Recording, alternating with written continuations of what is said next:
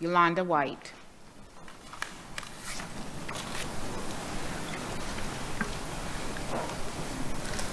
Good evening. My name is India Palencia. Thank you, members of the board and Superintendent Dr. Carlin. I sat through the workshops today and listened very carefully as you discussed areas of opportunity and conversations that really need to happen about how we support student learning here in Lee County. The longer we avoid calling things what they are, the more our kids pay the price.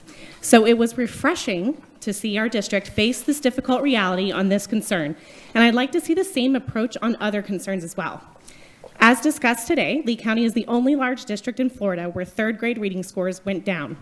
Our student growth is slower than the state. Schools are losing letter grades, grades our children and our working families can't afford to lose.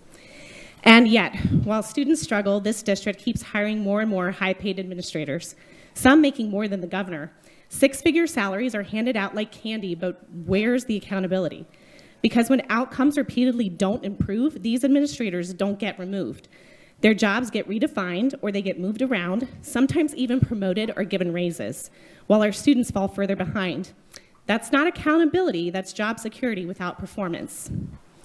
Meanwhile, our teachers and staff are buried in paperwork, micromanaged to test scores, and underpaid for the crucial work they do every day. We've made commendable work to fill our teacher vacancies, but will those teachers stay when the system treats them like the problem instead of the solution? And still, no one up here has addressed the catastrophic failure in our ESE department. For those who aren't familiar, these are our kids with different abilities who need assistance in our schools. My son is one of them. An audit pulled 289 student IEPs, or individual plans, and found only 2% of those legally required accommodations were actually being delivered. Legally required federally by the state and our own school board policies.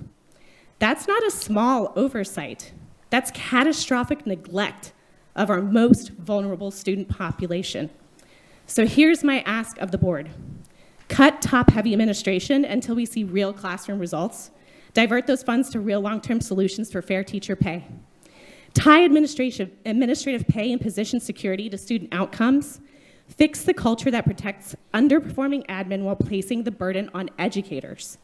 And take swift public action to expose and correct the failures in our ESE services. This is a structural problem, and our children don't get a do-over while adults in the system do get reshuffled.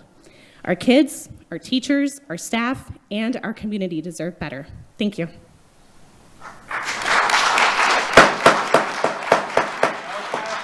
No clapping. No clapping.